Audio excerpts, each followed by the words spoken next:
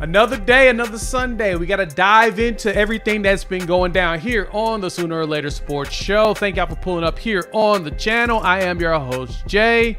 As y'all can see, we got Coop in the house.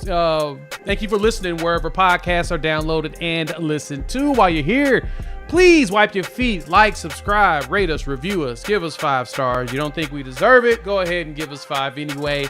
And gift it. So on today's episode, it's going to be a fun one. We're going to dive into the SEC preseason All-American teams as well as the team rankings. We'll talk about injuries and what this means for the Sooners coming up in the season, coming up to fall camp, and then we'll wrap things up and talk about the latest commitment and a commitment we missed on. And what does that actually mean for the team and what we're going to do about it. So, listen up.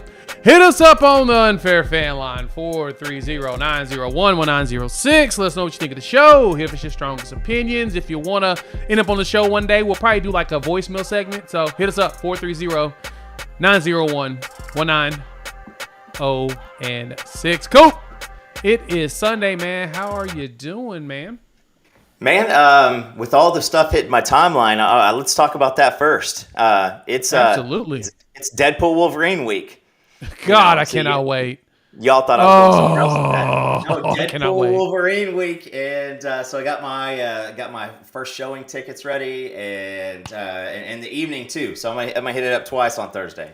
I'm jealous, man. I think I may do the same thing. I've actually been debating on doing that. Probably hit it up on the evening tip as well as the day tip as well as evening. I kind of want to go when nobody's around, and I want to go when people are around because it's going to be good, man. I am stoked. Thank y'all for pulling up. It's good to see every single one of y'all in here. Team 130, we've got big stuff on the line. We got, like I said, topics wise, we've got some fun stuff to really dive into. The main one here, to be honest, is we're going to talk about the SEC's All-American teams. We're going to talk about, if you've seen me floating around, I've done a few shows and talked about my ballot and everything. We'll talk about that. We're going to talk about the teams, All-Americans, team rankings, All-Americans, and then we'll go from there or whatnot. But kind of recapping like SEC Media Days, right? I was home Wednesday, and we talked about it on Wednesday's show and a little bit more to that, man. It was, as I thought about it more, started listening to a lot of the opinions of all the other media members, especially in the Soonerverse. I can see where the mistakes were made on my part in preparation and things I should have done. But overall, man, it was definitely a blast. Next year in Atlanta, I plan on getting there and getting some interviews, especially after we see how Oklahoma does and see what people thinks about it. But listening to the unofficial 40, and you could tell Eddie and George are kind of like, it was all right. We don't need to be there day 1. We don't need to be there day 4, just around Oklahoma. Yeah, that was a big thing. If you guys haven't already done, we might have. We got a new router in place at the Casa de Jay, and it looks like it's already shaken out. But with the SEC being the 16 teams as of right now, we don't think that there's going to be anybody kind of extending out, going into the next season. So what you're going to be looking at is 4 teams a day. I love the ample, attention that it offers to everybody showing out. So, typically as we cover Oklahoma this year, a lot of the, questions revolved around, is Oklahoma SEC ready? That's what, a lot of the Oklahoma people had to answer over and over and over again. Is Oklahoma SEC ready? But, it is good to hear stuff. We talked about a little bit on Wednesday, Jay, about, Jeff Lebby, how does that look like day 1? You had Shane Beamer, talking about Oklahoma and the relationship. Josh Heupel had himself looking good in his suit. So he did. Next year, it'll be a little bit different because we'll have a good idea about what's going on in that route.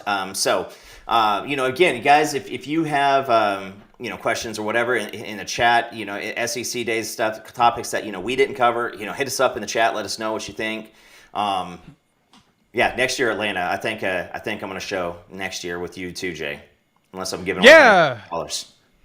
Oh, that'll be fun. That'll be nice. But no, you're 100% right. We got an idea of what to prepare for and how to be prepared for, right? Which is what I'm happy about and what I'm here to do next time. So, but no, it's Levy was good. I think my favorite thing about SEC media days when it comes to the actual like interviews and stuff is the fact that us coming into the SEC, there were so many people that was tied, had ties to Oklahoma, right? You had the Shane Beamer conversations. You had Josh Heupel, Jeff Lebby, right? In a way, Mark Stoops, him being a Stoops. It was intriguing to see how many people really are connected to Oklahoma in some capacity. So, yeah, I thought that was fun. Everybody, what did that? That was not the thing that I made. What is this? No Olipop. And this is slightly more exciting than Olipop, with all due respect to the Olipop. I'm not going to lie. Olipop's got the Barbie one out, and we got some of those for my daughter. And so I pour it into a beer glass and drink it so that my masculinity doesn't take a huge shot. But I will say that one's pretty dope. But no, Bearded Theologian, and I think it is Cabin Boys Brewery, because I'm not driving, so I can have one. That's a plus. You are sitting in the house and enjoying yourself. I don't recall making that. I don't know where this came from. But anyway, all right. So first off, SEC dropped the preseason rankings from the ballots, right? Let me pull it up so I have it in front of me. And I know I saw this on the interwebs. I had it in front of me a minute ago, but it completely disappeared. So that's my apologies. I thought I was prepared, and I found out I was not as prepared as I thought I was. In Satterfield, fall practices start on the 31st. So what do we got today? 10 days. 10 days from today is the Sooners will hit the field for real live practice. And so what does that make it? 2 months, right? Or no, it makes it a month until a month and 10 days until game time. So love it. I'm already booking appointments in late August, and so every time I start looking in, I try to zone out and not book anything on like Thursday or Friday of game day. That's the hard part, is not booking anything. Not booking anything. That's doctor's appointments. Oh yeah, get all those out the way, right? Be a responsible adult and human and take care of your body. Sorry guys, I am all over the place because for some reason one of the things I created downloaded the wrong thing. It's like, where did this come from? I totally did not make this. All right, we're gonna give you the first one. All right, let's look at the preseason media poll. Shout out to On3 for making it a lot easier on all of us. But you've got here, as you can see in front of us, you've got Georgia, Texas, Alabama, Ole Miss, LSU, Missouri, Tennessee, Oklahoma. Your top 8. And then your bottom 8 is going to be A&M, Auburn, Kentucky, Florida, South Carolina, Arkansas, Mississippi State, and then the disrespect of them all goes to Vanderbilt. Now, teams that actually got a vote to win the SEC. Here's your SEC champions, right? Here you go, Coop. You ready?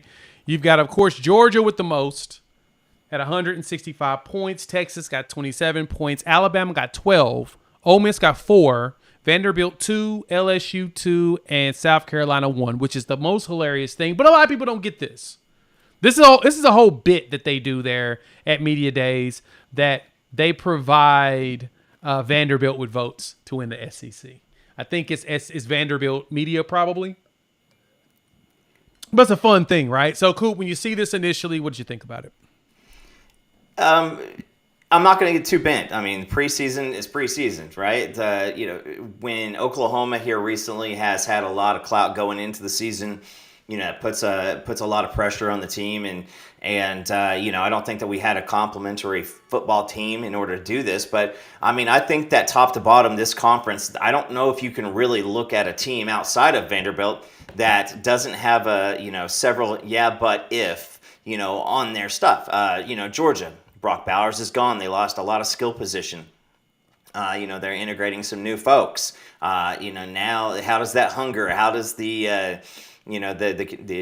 NIL being taken away for speeding? How does that look? Texas lost top 5 receivers. Alabama completely new coaching staff. Ole Miss what's that defense going to look, or what's that defense going to look like under the mercenary rules? LSU, what's their defense going to look like in general? Does Missouri have the capability? There's questions for almost every single one of these teams, and if it shakes out this way, I would bet against that, because I just don't see it happening this way. This is in one of our old favorite lines. This is why this is why you line it up. This is why you take the field. This is why you play the game. And so I'm excited about this. I think Oklahoma's in a good spot right there. You're middle of the pack. It is 100% true. Oklahoma could go south. Oklahoma could, really surprise a lot of people. I think the same thing's true with LSU, Missouri, Tennessee, A&M. Then you get down to the tiers of Auburn and Kentucky and Florida and everything. And, those teams have a lot more questions to answer. So I think it's more of who do you just have the least amount of questions outside of that number 2 team, which I still don't, we'll find out. And that's exactly what you're going to have with most of these, is you're going to just find out. Honestly, I kind of feel like there was a lot more disrespect in the Kentucky range. Their schedule's a lot simpler than people think. I do like the fact that they still did give Alabama the respect that they deserve. It feels like Kalen DeBoer, he's got a lot to prove, similarly to us. The big thing with DeBoer for me is that he doesn't have Ryan Grubb anymore, right? So that offensive coordinator's gone. He came with DeBoer initially, but then he decided to go coach the Seattle Seahawks, which massive move for him. Yes. I think that's probably a really big deal on his part. I'm pretty excited to see what he does up there. But the question is, what does DeBoer look like offensively without that offensive coordinator that we knew was super innovative?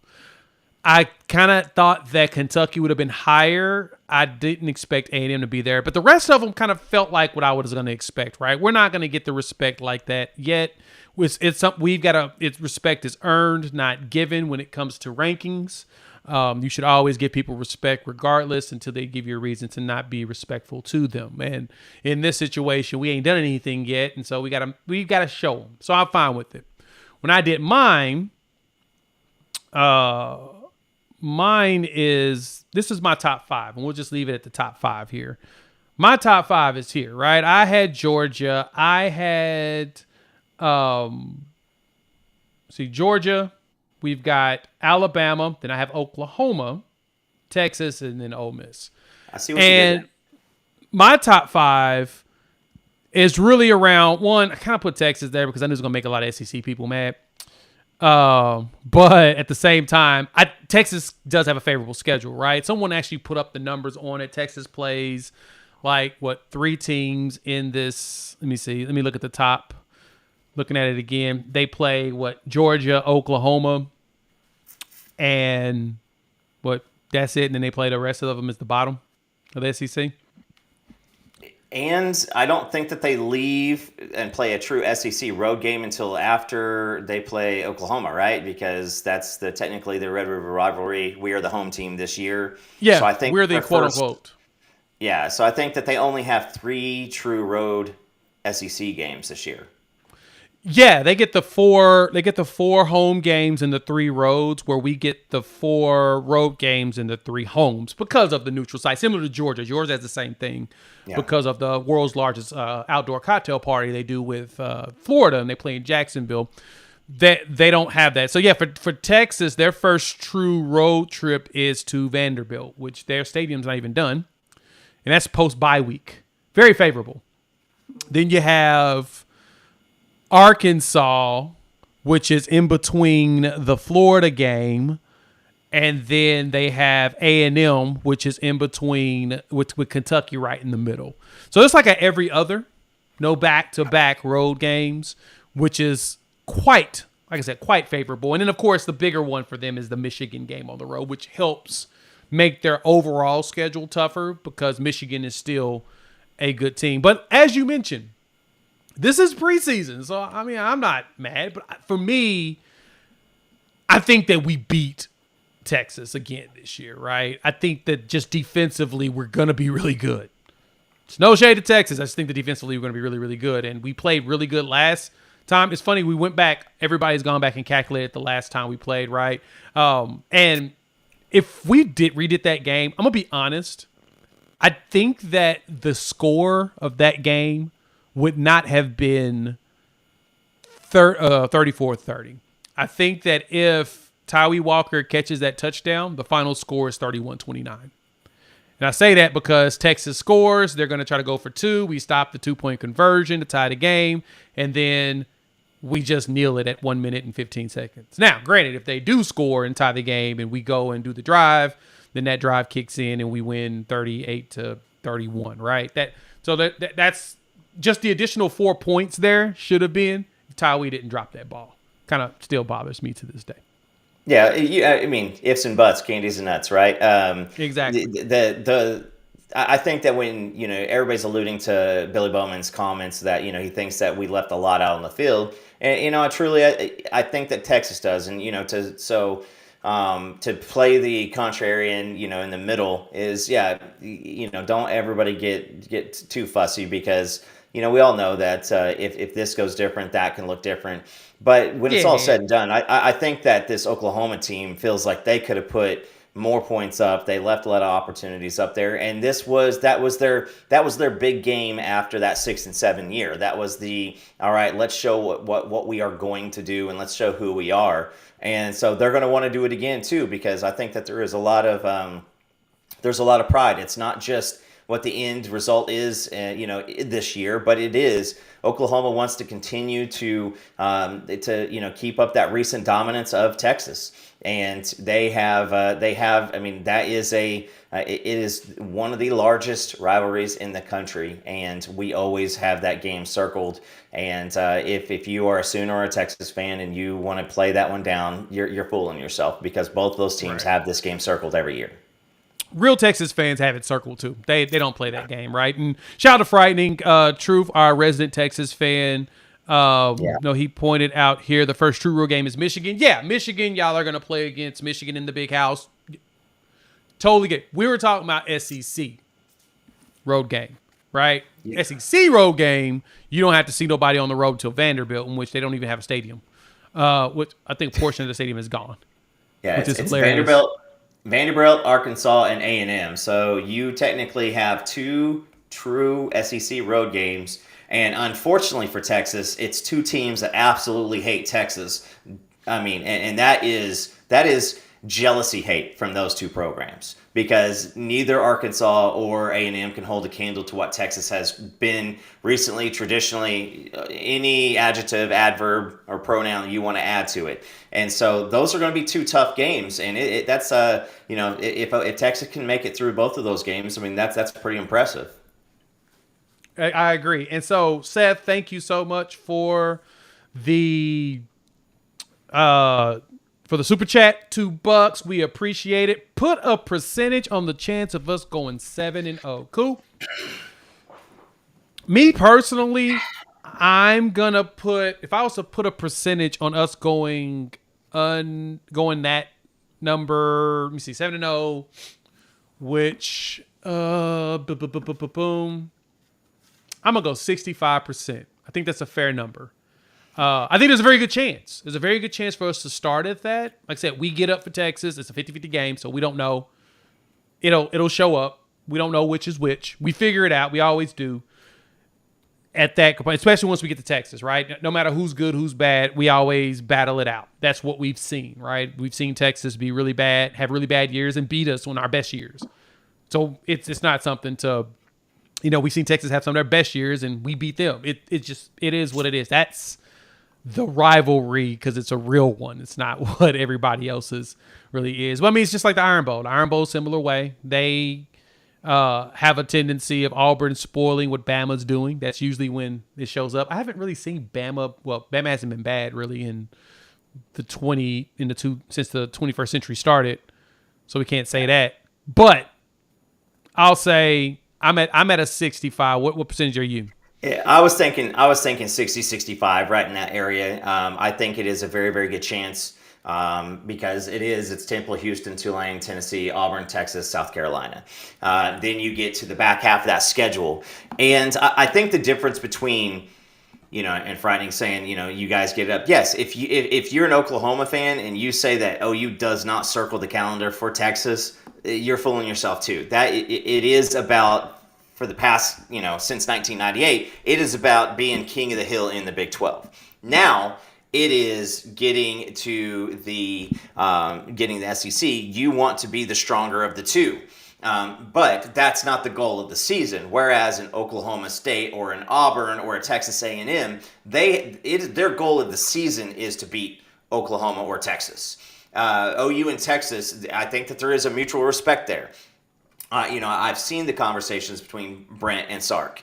These things are great. And so I think that it's a 60%. Because I think it's when you're doing gambling or you're doing bets and stuff like this, like if you're throwing out 85%, I think it's an 85% chance that, that we beat Vanderbilt, if we played Vanderbilt. But we don't. So that's not something we got to deal with. Right. So, but yeah, 60% chance that OU starts out 7-0. And with that, chat, hop in the comments. Let us know what y'all think. If you listen to the audio version, come over here to YouTube or shoot us a tweet or something on the IG. Let us know, where do you think Oklahoma sits at starting 7-0? We definitely want to hear from you all. And so, yeah, and I talked about mine. My reasoning is I really think that our defense is gonna surprise a lot of people. I don't think that Alabama's gonna fall off this year. I think we've got time because I think Milroe's gonna definitely turn a lot of heads. If Milroe turns heads, then it's going to be a different story out there in these streets. So, all right, let me see. Let's talk. Now we've gone 20 minutes on that. Let's talk the All-American teams, Coop. We know that – why did Coop disappear again? I hate when that happens. I'm like there a genie. He goes. Just disappear. Yeah, he's a genie, just magical, right? Just magically just vanish on people. Anyway, so All-American teams also was given, SEC dropped that. Let me pull this up for you all to see.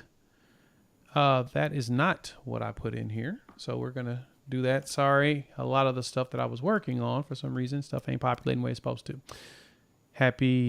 What is today? Sunday. This is what my Sunday has been like. Let's see. Let's get you guys this one. While you're looking at that, I do want to address a couple of these things in here. Auburn is a tough place to play. Every SEC road game is a tough place to play. You've got 100,000 psychos going absolute crazy, and that is Lemon. I hate you. And that is it. There's no more playing in front of the Bless Your Heart conference, 60,000 people, or there's no attendance in the SEC where you've got 100,000 stadium and you're not doing good, so you're at, but Auburn just doesn't have it offensively yet. Yes, I understand who their coach is, and they are recruiting like madmen. They are doing great, but we need to see something from there, before you're actually going to start saying like, oh, we believe in that offensive category, for Auburn. And yes, I think it's an unintelligent comment that Josh Heupel wants to beat us. I don't think Josh Heupel wants to come and let us have a win for our first SEC game. Every single one of these SEC teams are going to want to not lose to Oklahoma and Texas. Every single one of them. Every single one of them wants to beat us. That is it, and that is us all day long. But I don't think that people really grasp on how this team, if you are an outsider and you're coming in and you're trying to troll, if you're trolling based off of a Lincoln Riley team, then you haven't been paying attention for the past 3 years. I think that a lot of people outside of Oklahoma and people who don't pay attention to Oklahoma, they see an absolute they don't have a good perception, because if you ask a lot of random people, they might think Oklahoma went 500 last year. So yeah.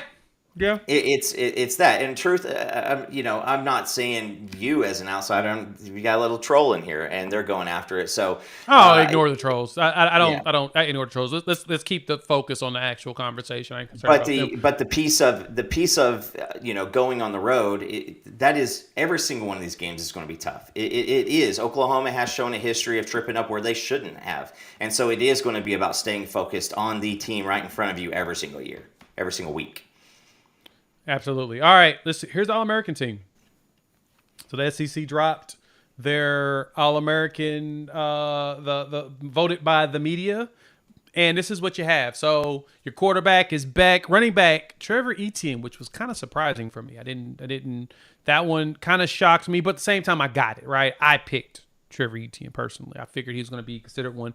Him and Jarquez Hunter from Auburn. Then you got Luther Burton, Trey Harris at wide receiver. Tight end is Caden Priestcorn over there at Ole Miss. So Ole Miss has a couple of guys there. O-line, you're starting with Alabama's Tyler Booker, Will Campbell from LSU, Kelvin Banks Jr. from Texas, Tate Ratledge from Georgia, and Cooper Mays is the center at Tennessee. You go defensive side of the ball. You had James Pierce Jr. from Tennessee, Walter Nolan from Ole Miss, Deion Walker from Kentucky, the Sear Stackhouse. At Georgia, that's your D-line. Linebackers are Harold Perkins from LSU, Danny Stutzman at linebacker, Deontay Lawson at Alabama, Michael Williams from Georgia. And then DBs are Malachi Starks from Georgia, Malachi Moore from Bama, spelled different, which is always fascinating, Billy Bowman from Oklahoma, and then Maxwell Hairston from Kentucky. Coop, seeing this, what you think? It's good to have all conference defensive players on the preseason once again. And last year last year we had Ethan Downs. The year before we had Agwebu, and that was it. So I mean, this is pretty fun, and it should start leaning some light towards people wondering, what this defense is going to be. This defense is a Clemson style defense, the right people on the bus in the right seats. I don't see anything that just glares out. I would say that Baxter out down in Texas, is somebody that I really, really gave a lot of consideration to at running back. Carson Beck at Georgia. I mean, this team is on his shoulders, and if he can show out, I think that he deserves the first team. The offensive line. I mean, this is now we're in a league to where you're looking at this, and this is going to be a lot of people who are going to be in the first and second round of the NFL draft, in the next 2 years. So, if you look at mock drafts, you'll see a lot of these names right now. For NFL mock drafts. So yeah, this is a pretty formidable, and I would toss up this lineup versus any other conference out there. And the good thing for Oklahoma too is so this is the first team, second team Sooner. No Sooners made the second team, but third team we got Deion Burks on the offensive side, right? And it's funny because one of the Texas guys, CJ Vogel on Texas football, he at wide receiver, he threw Nick Anderson on his bid. He was one of the very few people that actually picked Nick, and he said, hey, man, the numbers are there. Yeah. He had an elite season, and he did, right? And I posted underneath him somebody saying, what did he do that was better than Isaiah Bond? And I showed the numbers. He had 10 less catches, 130 more yards, and 6 more touchdowns. Yeah.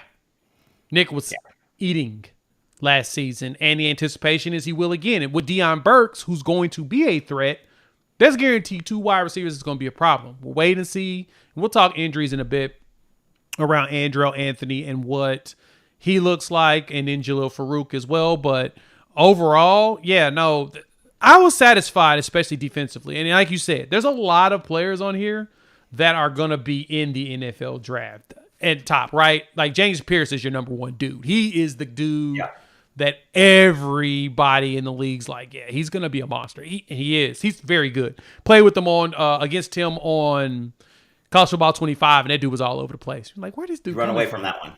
You run away. Yeah, I just run the opposite direction. I figure out where he's out on the field, and I flip the play, and I go away from him, right? Every single time. He's good. Like, he's a very good player, and it's just surprising, Tennessee was able to snatch him up. But the one thing that Tennessee doesn't have is a secondary. That's been the weak spot that everybody's pointed out. They've got a lot of young people there, so they've got a lot of stuff to prove. That's the more thing that's going to be very helpful for us, especially going into that game. So I thought it was fair. I like that Billy's in there as well as Danny. That if neither one of them were voted, I would have taken issue. I don't take issue with the way this list sits Next season, I anticipate if Nick Anderson put up the numbers we anticipate, if he doesn't go to the draft, he'll be a first teamer that everybody's going to be eyeballing. But he's actually draft eligible after this season, unfortunately. That's the other fun part about it. This is the year he actually can go to the draft. So depending on how good his year is, we'll have questions. But and Jay, just looking at it, just for easy, just because I want to check my statement here, is you go to Bleacher Report's mock draft, and 6 of the first 7 are SEC guys on this list. So I mean, right. And you throw in Shedeur Sanders, but again, preseason. So let's, I think, like I said, with so many things, when you look at the preseason team ratings, there's so many questions for so many different teams. But these guys are players. These guys are here for a reason. And you saw Danny Stutzman. I mean, a lot of Oklahoma fans think that he should have won the Butkus Award last year. And so now more people get a chance to see him. But it is every single one of these guys. None of this is about pure projection. These guys have done work. They've put in the work. They have the production. And so this is where those things are. So these are a little bit more, if you don't show up, if you're on this team and you don't show up in the postseason, it typically is because somebody just balled out a little bit more. So there's a lot of fun names on here. And if you've been a recruiting person for a long time, it's funny because these are guys that, just were, in high school not too long ago and were, visiting in the 2020 season, to campuses or 2021. And so now it's the new crop. But this is a lot more fun watching this one than a Big 12, preseason poll. Yeah, that's true. Because Big 12, we probably wouldn't have made anybody on the list. That's just how disrespectful they seem to be with everything that we're doing. So, yeah, I'm satisfied. I'm very satisfied with it. I do think that Nick deserved more votes. I do believe that I did think it was interesting, though, with the media portion of it, the team rankings that Oklahoma was put down at 8th, but it's okay. That's kind of what you would have expected coming into a new conference. People would have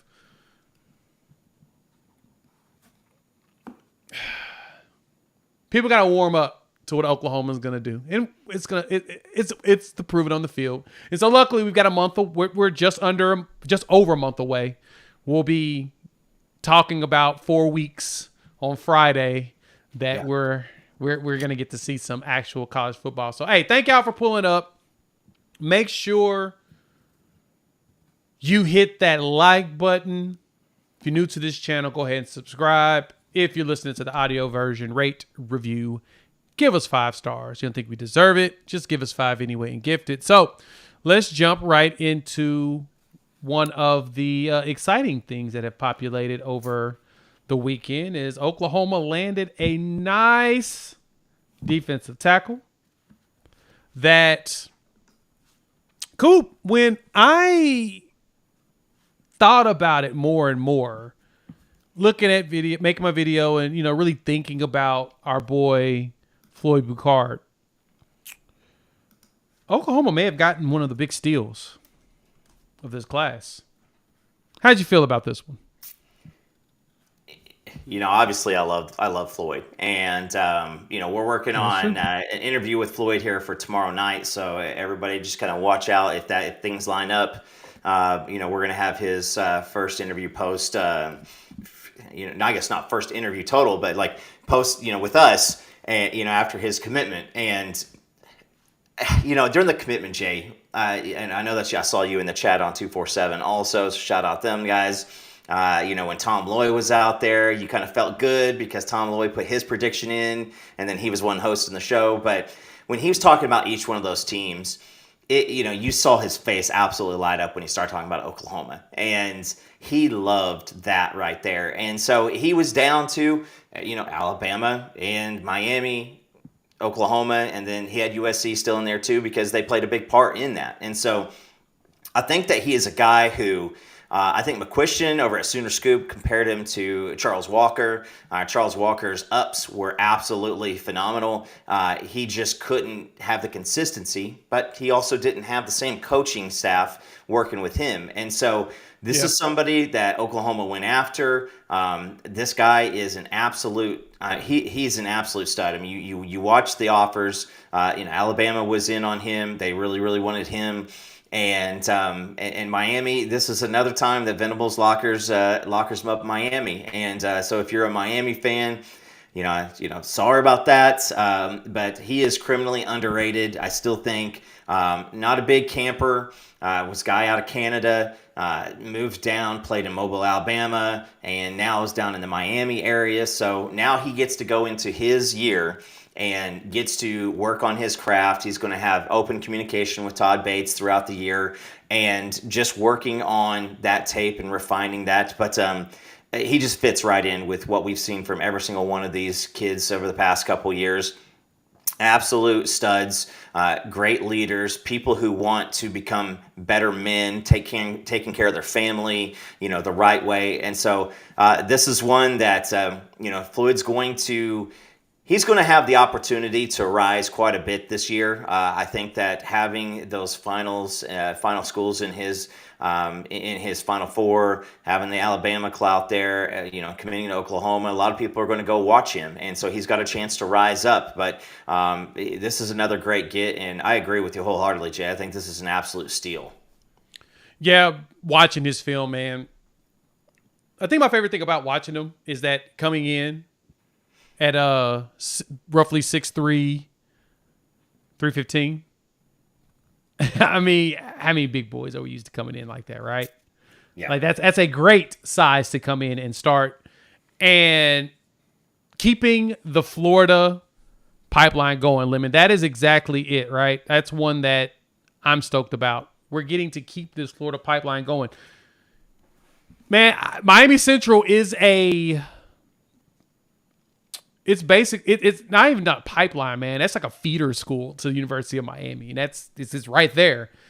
And being able to pull him out like that, even though he's not a native person of Miami, it's still a big deal to be able to go there and get a player like that. I mean, adding him with like the Tampa Catholic guys, EPL and Lewis Carter, the Crimson Missile. That's what you want to do to, like I said, build that pipeline for an area. And that's what got me excited about it. I'm like, okay. We're trying to work our way through SEC country. Now, the big thing for us is we need to go snatch up a Georgia player. If we can get ourselves a player out of the state of Georgia, 4-star, maybe a 5, then we've really created a presence in the SEC. Because that's the hardest thing to do, right? Is you ain't stealing those kids. Those are the ones that are like the hardest ones to get your hands on. Because, yeah, it's just what it is, right? Ain't nobody... Georgia and Alabama do a really good job of trying to keep people out of that spot. They're like, no, we don't share. Sharing is not caring. We'll get that. We'll get there. So as far as the class goes, you add, Floyd in here, and then you see that Cade Pichek, one of the defensive ends we were going after, decided that Nebraska is the place to be for him. He just committed today. And that, of course, threw your boy off. Like, dang, that sucks. I was hoping that we'd be able to pull him from North Dakota. But what you think about that move to Nebraska? Because to me, it kind of makes sense. It's close to the crib. And it was taken forever for the commitment to go down. I was like, yeah, somebody else is probably in his ear. He's probably considering some other options. What did you think about that move? Yeah, I'm not going to lie. Like Max Granville and Petchak, those are two spots that I think those are players that you get great coaching and those guys can turn into absolute contributors. And so, I mean, Petchak leaving and heading out to Nebraska, if the coaching staff really wants to keep going after them, then, maybe it's not over yet. We're still 6 months out from, the end of recruiting, just under 6 months. But that's a young room. And, when you're selling playing time with some of the guys that you already have on campus, that's tough. It is really, really tough. And I think Oklahoma had, from what it sounds like, a decision to make on NIL to dive in a little bit deeper with Petjack, give him a little bit more of an offer, and Nebraska did that. So I think that just brass tacks about it, Jay, is there's still people between Christian Jones and Michael Fasusi and Andrew Babalola that are going to command some NIL dollars, and I think it's a very, very big opportunity to go after them, and hopefully that you can go out and prove a little proof of concept here in the SEC this year, and so it's not something that I wanted to happen, but the longer it took, we were absolutely too too confident, right when he left campus. And the longer that took, then it opened more doors and more doors. And I think, like you said, just, somebody got in his ear, and Matt Rule still has a lot of hope that he can sell up in Nebraska, and their schedule is going to make it easy on them because they've got a pretty easy schedule this year. Yeah. It's favorable for Nebraska, and Rule's always done a really good job of recruiting, right? We saw what he did at Baylor. We saw what he did, heck, at Temple, right? That's kind of how he ended up with the Baylor job. He actually did good at Temple, and we see Temple end of the month, and we're like a 40-point favorite in that game, which is disturbing at the least. But Rule has been making the magic happen, and I can't even be mad at him. I can't be mad at what he's been able to do, which, like I said, it's been very much impressive, to say the least. So, I would have liked to snatch him up, but world won't come to an end. We'll be all right. And Jay, one of the things that made Nebraska take the massive step back when they went to the Big Ten, they lost the pipeline to Texas. They quit playing those teams. They quit doing that. So in order for Nebraska to get back to relevance, they absolutely have to have those surrounding states, the North Dakota, South Dakota, Nebraska, stealing folks out of Minnesota, Wisconsin, Iowa. That's where you have to live, and you've got to make a living, Northern Colorado even. And so, that's something that they could push to that is, we're going to lock down this area of the country. And if they don't do it, some other teams that are coming into the Big Ten, they may, because Oregon's going to throw some cash. USC, they're not winning in California, so they got to stretch somewhere. And so you got to be able to do that if you're Nebraska. So again, great get for Nebraska. If his services are still up in the air, hopefully that coaching staff stays in contact with him. Based off the 25 power line graphic, kind of sounds like we're pretty much a wrap unless something just comes and falls in your lap. Yeah, and I don't see anything falling in our lap. It feels like it's just like, I think we're done. I think they're gonna go ahead and say, I think we're satisfied with what we have, and there's absolutely no reason for us to even concern ourselves with another player. Doesn't make any sense to me. So I don't know. Trying to think. I think that's really it as far as the recruitings go. We don't have much. There's not much going on with Fasusi. We know he's end of the month. We know Babalola's beginning of August. It's all waiting game. Christian Jones doesn't have a date, so I guess that's another one that you could say could be quote unquote concerning because it's whenever he decides to get her done, right? And you've got Sooners and the Stars, Party of the Palace. There's a lot of I can't keep track with all the names of them, anymore. But you've got, one of the days is for the younger kids. And so in talking to Sean Hutton, they're getting all their plans, together for that. And then also you're going to have some of the commitments, in the house. And so if Christian Jones does show up to that looks super favorable to, hopefully get in front of him right before things start shutting down. Fasusi has gone absolute radio silence across the board. He is not telling friends what's going on, from just having the conversations that I have. He wants to see their reaction. He wants to be a surprise for them. Babalola has had a lot of quiet around a lot, and I don't think that thing's fully done. If Babalola comes early, that's going to be interesting because we might get his decision, a week or so before the Fasusi decision. And I just continue to say I see it very, very difficult for Oklahoma to land Babalola and Fasusi.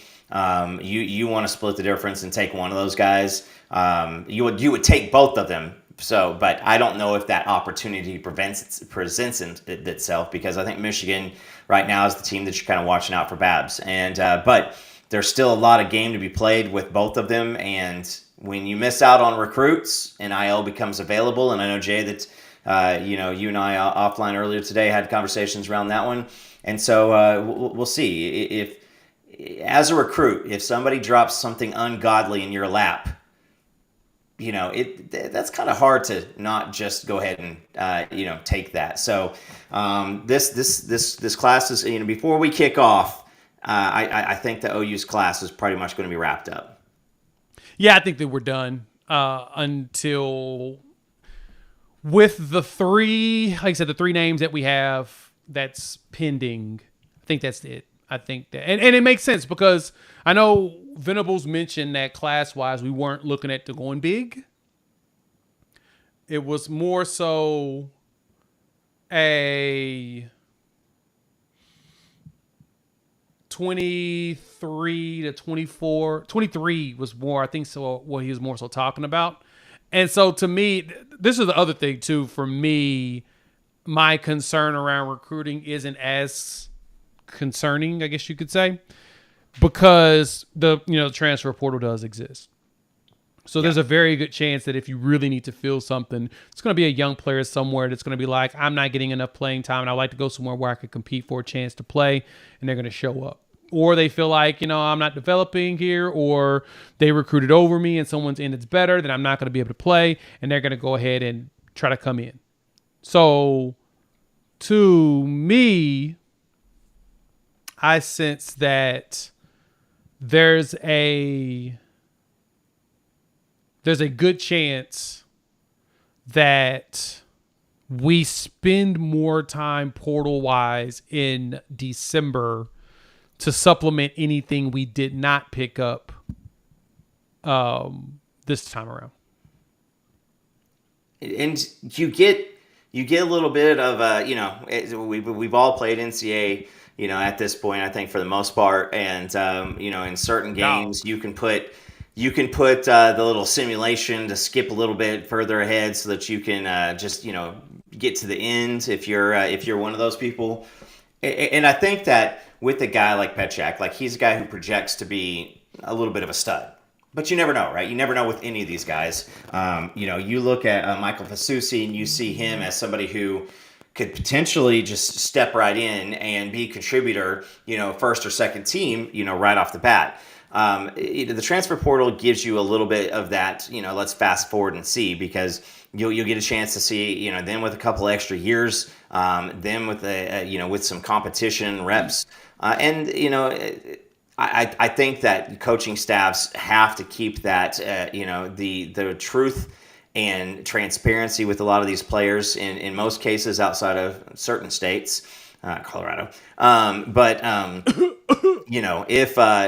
If you have a kid at Oklahoma who is, an offensive lineman, and he's just stuck behind two different guys that are just absolute studs, Brent Venables and Bill Bedenbaugh are going to take that call, and if they're interested in going here, there, or there, they're going to say, hey, listen, in practice, he would be playing if it wasn't for guys out in front of him. And those conversations do happen. And so that's where you're going to say, like, maybe we take a redshirt freshman or a sophomore, from another team, and a little bit more of a sure thing than, taking a 17-year-old at this point. So the transfer portal is, it is what we have. It's the rules that we have to do right now. And I'm just hoping that, this fan base is ready for some of the names that will eventually be leaving to the transfer portal, because these last 3 or 4 recruiting classes have been so exciting, and you want to see guys like Lewis Carter play. You want to see guys like Michael Boganowski play. You want to see guys like Devon Jordan play. But let's be honest, like, not every single one of these 25, 26 guys that we recruit this year are actually going to end up on the field as a Sooner, and you're going to have to watch them leave. And it's just part of the game nowadays. Yeah, I sense that we're going to probably see, I mentioned this before, I see a little bit of an exodus happening coming in December, and it's going to be more so players that's going to realize at the higher point of their career that, yeah, I'm not probably going to crack a depth chart. It's probably time for me to go somewhere else. But hopefully they stick around and want to be part of the depth or whatnot, right? That's the good thing, is we've got a lot more depth than people want to acknowledge. Would you say that it's because we're very young? Competitive No, depth? you shut up. Jay, it's competitive depth. By the way, I got a competitive depth shirt that's available on the store for the channel. Check it out in the description below. I definitely want to fight Coop for that, because I did not want you to say that. Let's have a little fun here, man. So, have you played NCAA yet? Did you picked it up, didn't you? You picked up the college football game? Yeah. I got it right before. I got it the night before it launched, and I was holding out, but I had. I had a little gift card, and I was like, you know what, I'm going to go do it. Then I just totally forgot to even put the gift card in, just straight up bought it. I was just going to wait. I just don't have a lot of night time that's open. So I started out on Heisman, was probably stupid to do that. And so now I've backed down, back down to varsity, trying to learn stuff. I was a big Madden guy, and but also first person shooter stuff, storyboard stuff like that. So and with the kids, freaking Minecraft. Tell me this. How does this compare to Madden? Because I haven't played Madden in like 10 years. I think that, and if you guys are in the chat, let me know. I think that Madden is, the AI helps you a little bit more in Madden, whereas this one, you don't get the certain leeway. You can't go to certain plays over and over and over again. And I've played with a couple different teams. I have the PS5 version, so those are the things that I use. But Madden seemed a little bit more easy for me. Now it doesn't mean that I can't adjust, which I've adjusted now. And for everybody in the chat, I just started my second season through and beat nice. Auburn 63-10 this morning. And so I'm getting a little bit better at it. I'm a big let the playmakers play, and then I usually just grab the D tackle and then just try to like spin move and press the middle. But I've gotten to where now I have to go back to taking control of the linebacker or defensive end. I'm wrecking shop with Caden Willard. So I was trying to every time I see somebody say something about that on X, I like to hop in there and let his pops know. But yeah, no, I love it. I don't know who the number 17 BB running back is. On Oklahoma, that still blows my mind. But your boy, I scored 3 touchdowns with Megwa. This Megwa, Megwa action. I like that. He is a bulldozer. That's what I'm talking about. Love to hear that. All right, we got a quick super chat. Michael, thank you so much for the $4.99. We appreciate the love. So the question is, with Alabama, LSU spending over $200,000 on average, and Oklahoma spending $80,000 for NIL per on 3, how does that affect us? I'll be honest, those numbers aren't accurate at all. Zero accuracy there. I can tell you for an absolute fact. I've had conversations with multiple different NIL collectives, and Jay, I've had these conversations with you. There's a difference from general NIL and private donations, and that's where I'll leave it at that. So if you need a private donor for a specific situation, and I'll just throw out a random one that people hear about a lot of the time. Mr. Eichert is part of the Loves family now, married into the Loves family. If the Loves family comes forward and says, hey, listen, we hear that you need a little something, they're going to show up. And same thing with folks in Auburn, Michigan, LSU, Alabama, all these different things. So these reported numbers are pretty just they're not accurate. They're not accurate. They're not accurate at all. For Alabama or Oklahoma or LSU or Kansas. Put it to you like this. There's a reason why Dominic is here. Dominic Williams is here, right?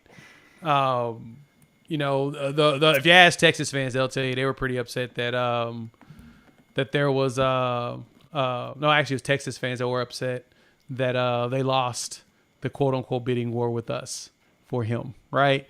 I don't know if it was a bidding war or not, but that's what you'll see all over message boards. It's just the funniest thing in the world. But I'll say this: we're spending way more money than what people believe, right? way more. So, but yeah, on average, I mean, the good thing is that we know that Oklahoma takes care of everybody on the roster. That's the one thing that they said they sought out to do, is make sure all players are taken care of. Greatly appreciate that. Helps bring a little bit of community. Plus, the players take care of each other too. Contrary to popular belief, players don't be mad at each other because of what each other makes. You've seen more players help others get deals that couldn't get deals than players being mad or jealous because others getting paid more than them. A lot of them go out there and they ball out. But they do come up and say, hey, I produced. Let's talk and negotiate and all of that stuff. But yeah, and this is exactly right, Blood. We're broke because we're overpaying for people, though. But it's like, it never makes sense, right? So that's why I don't read into trolls or anything that they say. I just ignore them because it doesn't make any sense. None of it's all illogical in most of their arguments. But I digress. Back to NCAA conversation. Go ahead. Oh, I was just going to say, another thing is, like, you're not going to find SMU on that list anywhere, and SMU is doling out some cash right now. You're not going to see them on any national list, but SMU has money on money on money, and they're doing a great job right now. And remember, they're not getting paid by the conference; they're not taking conference TV revenue, and they're still doing this. So if you got private donor bases that want to shell out some cash, they will do it. And Phil Knight going unlimited NIL, so they should be number one based off of any reports, correct? Yeah, correct. They better be, and I bet you they're not. That's usually the bad part, is that a lot of that stuff. I got to go find the report and see what it says. We'll dig into it in another video a little bit later and really talk about it. But let's NCAA though. I finally got myself playing a little bit of it. I played on Heisman. I played on All-American. I played on Heisman against Penn State at Beaver Stadium. That was an experience. I'm not even gonna lie to you. That was wild. It didn't white out, but it was a wild experience. I think the most fascinating thing about that one was, for me, with it being there, was, and one thing that bothers me about the game is a pick six is really easy. That seems to be like the easiest thing to do on the game. I had like 3 pick sixes in that one. I had 3 pick sixes against LSU. I almost lost that game on All-American, which kind of upset me, but LSU was actually pretty solid. But Grant threw 5 interceptions, and I took 3 of them to the house, right? It was weird. And then Jackson threw 2 interceptions in both games. I actually was pushing the wrong button. I started figuring it out. I was like, dang, I'm pushing the wrong button. I'm throwing it to the dude on this side, and I keep hitting circle because I'm used to hitting circle on the Xbox 360, and it ain't circle. That's not the dude at the circle. And so I'm sitting there playing. It's like I was playing 14, and I'm just like, shoot, figure out the buttons, get the buttons right. Now, and playing on Heisman, I overthink. So I overthink my routes before I call them, before I pick them. Like, I've already got my progressions done before. And so I actually have an idea who I'm going to throw it to regardless. And I seem to work out so far just because I'm, pretty compulsive on that. But it's been fun. It's been a fun game. They did a really good job. The tackling is really tough, which I appreciate. I do too. And the ability to break tackles is somewhat real. Hitting the hole, I think that's the one thing that used to bother me about NCAA 14, was that if you didn't have it like wide open, like if you weren't wide open, you weren't taking it to the house. You weren't going anywhere. On this, you can get a hole and you can get past the dude and go. It's like, now this is realistic. The run game has been real for me. Seth with another $2. Thank you so much. We appreciate it. SEC wants to get to 20 teams. What for do you add? Ooh, that's a good one. And this will be the last question before we wrap things up. Okay. I know who I don't ahead, add. Coop. Yeah. And this may be one, but I've been hearing more and more people start talking about it. You don't add Florida State. And here's why. Florida State has been an absolute problem in every conference they've ever been a part of. Florida State asks for the moon, and they're just a pain in the butt. So I don't think so. So if we're saying any teams, absolutely any teams, I'd like to bring in Ohio State, Clemson, Oregon, and then, you know what? Because I want them to F around and find out, Colorado. I love the fact that you just went all over the map with yours. So I'm going to give some realistic ones. It don't matter anymore. To the Southeast. Well, so I'll put it this way. I think Sankey cares about regionalization. He's probably the only commissioner that cares about that, as we're now their border team, and I don't think they want to go past this direction. But once we go to the Super League and they change everything, I think it goes back to the old school look anyway. I think there's going to be an SEC that's going to have 10 teams. There's going to be a Pac-10. There's going to be a Big 10. There's going to be like a Midwest 10, right? That'll include Texas, Oklahoma, and everybody in the Midwest. There's going to be a Northeast 10. It'll be more of an actual realistic look, right? So I expect that. But if I was to add 4 teams, I think that what they would go for, they'd probably go for Clemson. They would probably take Clemson, but to be honest, I don't think that one makes sense. And this is the reason why I don't think it makes sense. You already got South Carolina. You're in that market. Yeah. You don't need any more of that. I can see them taking both North Carolina teams only because they're tied together at the hip. Mm-hmm. Even though North Carolina would want to go to the Big Ten, I could see the North Carolinas. I could see Miami. And then I could also see probably Virginia or Virginia Tech. That's probably the 4 teams you end up with. Clemson you would want just because of name recognition, but South Carolina and Clemson plays each other every year. You don't really need the market. North Carolina, though, will be a lot bigger, and it keeps everything connected. That's the ones I'm thinking. They're really the only ones that I think that I would like to see is Oregon and Ohio State are the 2. And the reason why I said those 2 are I want to see what Ohio State. I think Ohio State and Oklahoma's programs have been pretty lined up, pretty accurate. I mean, pretty close to the past couple of years. Both of us have had absolute struggles when it came time to leaving our conference and playing SEC teams, in the playoffs. And so I would like to see what does Ohio State look like running through the SEC. Oregon, the same situation. And I don't know if there's another team outside of those 2 that you want that. Now, if USC fans, have some self-respect and demand better out of their program and they can get that thing turned around, sure, you bring USC in, but we're heading towards super conferences. It's going to happen. It's so you just sit out. But I think that I think the matchups, there's going to be so much fun coming, here in the next couple of years, just with all this stuff. And do you think I could? Yeah, I think you bring Michigan in too if you want to. I want to see what Michigan does. I love Sharon Moore. Obviously, if you're a Sooner fan, you should be rooting for that guy. Right. But they run a style of football that I'm not too sure how that lines up with if you're playing likewise competition week in and week out, because it gets pretty tough. Gets pretty tough banging your head against a wall for 16 weeks. No, that's a fair point. That's fair. All right, we're out. We're going to wrap this up. Thank y'all for pulling up. Please hit that like button if you're new to the channel. Subscribe. If you're listening, rate us, review us, give us 5 stars. You think we deserve it. Just give us 5 anyway. We'll be back on Wednesday night as we prepare for the Sooners Under the Stars. I know PG's going to have a list together, so he'll be on the show to talk about who's going to be in town and who he's talked to about that. We'll probably hit up Chris, see if he wants to pull up and just kind of chop it up ball as we prepare for that weekend, as well as party at the Palace. And hopefully we get a commitment or something there, because we usually get a commitment then. So, all that great. Thanks for pulling up. We'll chop it up with y'all. I don't know, about a day or 2. Peace.